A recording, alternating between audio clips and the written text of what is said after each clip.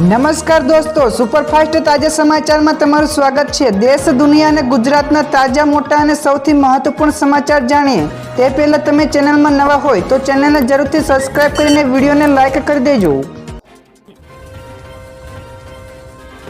સૌથી પહેલા દોસ્તો આપણે વાત કરીએ તો રાજ્યમાં ભારેથી અતિભારે વરસાદની આગાહી છે। તો ગુજરાતમાં હવામાન વિભાગે આગામી 7 દિવસ માટે ભારેથી અતિભારે વરસાદની ચેતવણી આપી છે, જેમાં રાજ્યમાં એક સાથે ત્રણ વરસાદી સિસ્ટમો સક્રિય થવાથી સુરત, તાપી, નવસારીમાં ભારે વરસાદ પડશે। તો જ્યારે વલસાડ, દમણ, દાદરાનગર હવેલી, ડાંગ, ભરૂચ, નર્મદા સહિતના વિસ્તારોમાં અતિભારે વરસાદ થઈ શકે છે। તો આ સિવાય ગીર સોમનાથ, અમરેલી, ભાવનગર, આણંદ, અમદાવાદમાં પણ ભારે વરસાદની શક્યતા છે। તો દરિયાકાંઠે 3 નંબરનું સિગ્નલ પણ લગાવી દેવામાં આવ્યું છે। તો દોસ્તો બીજા સૌથી મોટા સમાચાર સામે આવ્યા છે। એસસીઓ સમિટમાં મોદી, શી જિનપિંગ અને પુતિનનો મજબૂત સંદેશ। જ્યાં દોસ્તો એસસીઓ સમિટમાં મોદી, શી જિનપિંગ અને પુતિનની મુલાકાતે વૈશ્વિક રાજકારણમાં મોટા સંદેશો આપ્યો છે। તો આ ત્રિપક્ષીય હાથમેળથી અમેરિકાને ખાસ કરીને ટ્રમ્પને મજબૂત સંકેતો મળ્યા છે। તો તેમની નીતિઓ અમેરિકા માટે એકલતા સર્જી રહી છે। તો ભારત આ બેઠક દ્વારા પોતાની વૈકલ્પિક શક્તિ દર્શાવવા માંગે છે, જ્યારે ચીન અને રશિયા પોતાનો પ્રભાવ વધારવા માંગે છે। તો આ સહકાર વૈશ્વિક તાકાતના સંતુલનમાં ફેરફાર લાવી શકે છે। તો દોસ્તો ત્યાર પછી આગળ વધુ એક સૌથી મોટા સમાચાર મળ્યા છે। મુંબઈમાં રિલાયન્સ 2000 બેડોનું મેડિકલ સિટી બનાવશે। જ્યાં દોસ્તો રિલાયન્સ ફાઉન્ડેશનના અધ્યક્ષ નીતા અંબાણીએ RIL AGM 2025માં જાહેરાત કરી છે કે મુંબઈમાં 2000 બેડોનું એડવાન્સ મેડિકલ સિટી બનાવવામાં આવશે। તો આ ભવિષ્યની હોસ્પિટલ આર્ટિફિશિયલ ઇન્ટેલિજન્સ એટલે કે AI અને અત્યાધુનિક તબીબી ટેકનોલોજીથી સજ્જ હશે। તો AI સંચાલિત સિસ્ટમ દર્દીઓના રોગોનું ઝડપી અને સચોટ નિદાન પણ કરવામાં મદદ કરશે અને ખાસ કરીને ગંભીર રોગોને પણ પ્રારંભિક તબક્કે ઓળખવામાં પણ તે ઉપયોગી થશે।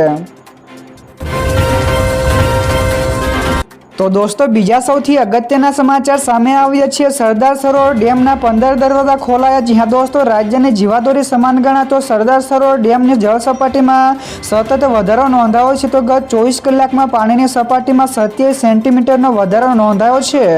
તો ડેમમાં જળસ્તર મહત્તમ સપાટીથી 1.90 મીટર એટલે કે અંદાજે 2 મીટર જેવો બાકી છે, જે કારણે સરદાર સરોવર ડેમના 15 દરવાજા બીજી વાર ખોલાયા છે। તો સરદાર સરોવર ડેમની મહત્તમ સપાટી 138.68 મીટરની છે, જ્યારે હાલની સપાટી 136.78 મીટરે પહોંચી છે। તો ડેમ 93% વધારે ભરાઈ ચૂક્યો છે। ત્યાર પછી દોસ્તો આગળ વધુ એક સૌથી અગત્યના સમાચાર મળ્યા છે। PM મોદીએ કહ્યું કે ભારતમાં 7000 કિલોમીટર બુલેટ ટ્રેનનું નેટવર્ક બનશે। જ્યાં દોસ્તો વડાપ્રધાન નરેન્દ્ર મોદીએ જાપાનમાં જાહેરાત કરી છે કે ભારત અને જાપાનની ભાગીદારીમાં દેશમાં 7000 કિલોમીટર લાંબુ હાઈ સ્પીડ રેલ નેટવર્ક બનાવવામાં આવશે। તો તેમણે ગઈકાલે જણાવ્યું કે મુંબઈ અને Ahmedabad bullet train project Bharat અને જાપાન વચ્ચેનો એક મહત્વપૂર્ણ સહયોગ છે અને આ ઉપરાંત પણ દેશભરમાં બુલેટ ટ્રેનના મોટા વિસ્તરણનો પણ લક્ષ્ય છે। ત્યારબાદ દોસ્તો ફટાફટ આગળના બીજા સમાચારની વાત કરવામાં આવે તો ગઈકાલે હાલોલમાં આભ ફાટ્યું તો અંદાજે 10 ઇંચ કરતાં વધારે વરસાદ નોંધાયો। જ્યાં દોસ્તો ગઈકાલે પંચમહાલના હાલોલમાં આભ ફાટ્યું હોય તેવી સ્થિતિ સર્જાઈ હતી। તો હાલોલમાં 10 ઇંચ કરતાં વધારે વરસાદ ખાબકતા જળબંબાકાર જેવી સ્થિતિ સર્જાઈ હતી। તો ભારે વરસાદના કારણે જનજીવન અસ્તવ્યસ્ત પણ થઈ ગયું હતું। તો ઠેર ઠેર ટ્રાફિકની સમસ્યા પણ ઊભી થઈ છે। તો પૂરની સ્થિતિમાં SDRFની ટીમોને પણ સ્ટેન્ડ બાય રાખવામાં આવી છે। તો ફસાયેલા લોકોનું રેસ્ક્યુ પણ કરવામાં આવ્યું છે। તો નીચાણવાળા ભાગોમાં પાણી ભરાય છે। તો રાજ્યમાં આજે પણ ઘણા બધા વિસ્તારોમાં અતિભારે વરસાદની આગાહી કરાઈ છે। તો દોસ્તો બીજા સૌથી મહત્વપૂર્ણ સમાચાર સામે આવ્યા છે। ઓનલાઈન ગેમિંગમાં રૂપિયા 140 કરોડની GST ચોરીનું કૌભાંડ। જ્યાં દોસ્તો ઓનલાઈન રિયલ મની ગેમિંગમાં રૂપિયા 140 કરોડની GST ચોરીનું કૌભાંડ ઝડપાયું છે। તો directorate general of GST intelligence એટલે કે DGGIની તપાસમાં દિલ્હીની ઝાયગાર્ડ ટેકનોલોજીસ પ્રાઇવેટ લિમિટેડ કંપનીની સંડોવણીમાં સામે આવી છે। તો કંપની ગેમિંગના નાણાં વિદેશમાં મોકલવા માટે 36 બેંક ખાતાનો ઉપયોગ કરતી હતી અને આ રેકેટમાં સિંગાપોર અને ચીની કંપનીઓ પણ સામેલ હોવાની આશંકા છે। તો દોસ્તો ત્યાર પછી આગળ વધુ એક સૌથી મહત્વપૂર્ણ સમાચાર, રાજનાથસિંહનો અમેરિકાને જવાબ, કહ્યું કે ભારત કોઈને શત્રુ નથી માનતો. જી હા દોસ્તો, અમેરિકા દ્વારા ટેરિફ અને રશિયા પાસેથી તેલ ન ખરીદવાના દબાણ વચ્ચે સંરક્ષણ મંત્રી રાજનાથસિંહે અમેરિકાને સ્પષ્ટ શબ્દોમાં જવાબ આપ્યો છે અને તેમણે કહ્યું છે કે ભારત કોઈને પોતાનો દુશ્મન માનતું નથી, કારણ કે કોઈ કાયમી મિત્ર કે દુશ્મન નથી હોતા, ફક્ત કાયમી હિતો હોય છે. તો તેમણે ભાવપૂર્વક કહ્યું છે કે ભારત માટે પોતાના ખેડૂતો અને ઉદ્યોગ સાહસિકો ના હિતો જે સૌથી મહત્વપૂર્ણ હોય છે. ત્યાર પછી દોસ્તો આ સિવાયના બીજા સમાચારની ઝડપથી વાત કરવામાં આવે તો સોના અને ચાંદીએ તમામ રેકોર્ડ તોડ્યા. જી હા દોસ્તો, સોના અને ચાંદીએ ગઈકાલે ઓલ ટાઈમ હાઈની સપાટીએ પહોંચ્યા અને તમામ રેકોર્ડ તોડી નાખ્યા હતા. જેમાં 24 કેરેટ સોનું 140 રૂપિયા વધીને ₹1,04,950 પ્રતિ 10 ગ્રામ ઉપર પહોંચી ગયું છે, જ્યારે 22 કેરેટનું સોનું 96,200 રૂપિયા પ્રતિ 10 ગ્રામ ઉપર પહોંચી ગયું છે. તો ચાંદી ગઈકાલે 1100 રૂપિયા વધીને 1,21,000 રૂપિયા પ્રતિ કિલો ઉપર પહોંચી છે. તો છેલ્લા કેટલાક દિવસોથી સોના અને ચાંદીના ભાવમાં સતત વધારો થઈ રહ્યો છે. તો દોસ્તો બીજા સૌથી મોટા સમાચાર સામે આવ્યા છે. હાલોલના રોડ બન્યા સ્વિમિંગ પુલ. જી હા દોસ્તો, હવામાન વિભાગની આગાહી વચ્ચે હાલોલમાં મેઘરાજા મન મૂકીને વરસ્યા છે. તો હાલોલમાં અંદાજે 10 ઇંચ કરતાં વધારે વરસાદ ખાબક્યો છે. તો ભારે વરસાદના કારણે રોડ ઉપર પાણી ભરાતા સ્વિમિંગ પુલ જેવી સ્થિતિ પણ ઊભી થઈ છે. તો રોડ ઉપરના પાણીના કારણે તળાવ જેવો માહોલ પણ ઊભો થતાં લોકોને ભારે હાલાકી ભોગવવાનો વારો આવ્યો છે. જ્યારે અસરગ્રસ્ત વિસ્તારોમાં ધારાસભ્ય પણ પહોંચ્યા હતા અને મુલાકાત લીધી છે. તો તંત્ર પણ હરકતમાં આવ્યું છે અને પાણી ભરાતા જનજીવન ઉપર પણ ભારે અસર જોવા મળી છે.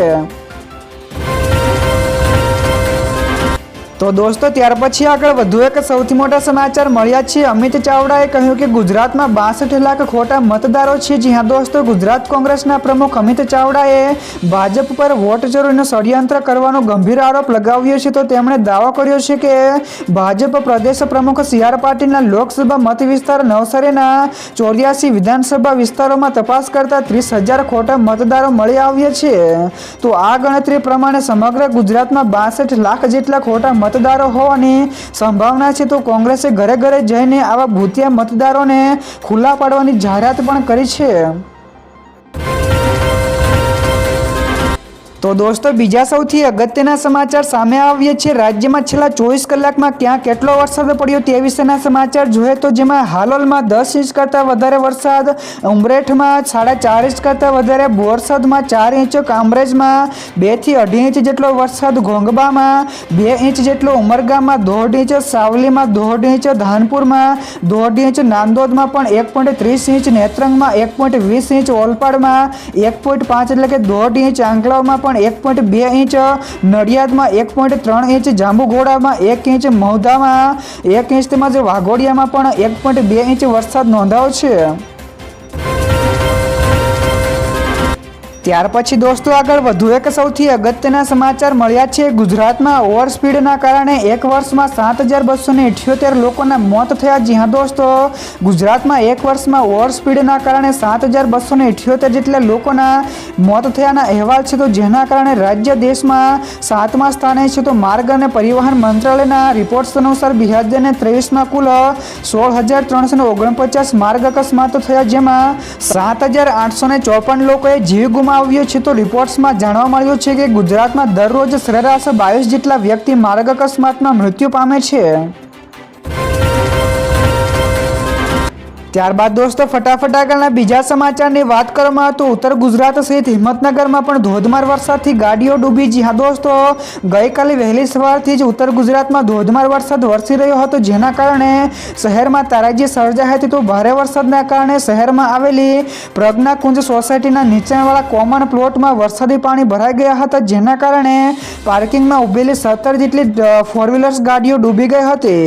તો ભારે વરસાદના કારણે શહેરોમાં ઘણા બધા વિસ્તારો જળમગ્ન પણ થયા છે, જેના કારણે લોકોને ભારે હાલાકી થઈ રહી છે. તો દોસ્તો બીજા સૌથી મહત્વપૂર્ણ સમાચાર સામે આવ્યા છે અમેરિકન ટેરિફના કારણે રૂપિયો રેકોર્ડ બ્રેક નીચા સ્તરે। જ્યાં દોસ્તો ભારતીય રૂપિયો ગઈકાલે અમેરિકન ડોલર સામે રેકોર્ડ બ્રેક નીચા સ્તરે પહોંચ્યો છે। તો એક જ દિવસમાં 64 પૈસાના ઘટાડા સાથે રૂપિયો ₹88.29 પ્રતિ ડોલરના સર્વકાલીન નીચા સ્તરે પહોંચ્યો છે। તો આ ગિરાવટનું મુખ્ય કારણ અમેરિકન દ્વારા ભારતીય સામાન ઉપર લગાવવામાં આવેલો 50%નો ભારે ભરખમ ટેરિફ છે। તો નિષ્ણાતો માને છે કે આ ટેરિફ ભારતના આર્થિક વિકાસ અને વિદેશી વેપારને પણ નુકસાન પહોંચાડશે। તો દોસ્તો ત્યાર પછી આગળ વધુ એક સૌથી મહત્વપૂર્ણ સમાચાર, પાકિસ્તાન ભારત સાથે વાતચીત કરવા માટે તૈયાર થયો। જી હા દોસ્તો, પાકિસ્તાનના વિદેશ મંત્રી ઇશાક ડારે કહ્યું છે કે તેમનો દેશ જમ્મુ અને કાશ્મીર સહિતના તમામ પડતર મુદ્દાઓ પર ભારત સાથે ગૌરવપૂર્ણ અને આદરપૂર્ણ રીતે વાતચીત કરવા માટે તૈયાર છે। તો તેમણે ભાવપૂર્વક કહ્યું છે કે પાકિસ્તાન વાતચીત માટે ભીખ માંગશે નહીં। જો કે ભારતે પણ સ્પષ્ટ કહી દીધું છે કે તે પાકિસ્તાન સાથે ફક્ત પાકિસ્તાનના અધિકૃત કાશ્મીર એટલે કે POK અને આતંકવાદના મુદ્દાઓ ઉપર જ વાતચીત કરશે।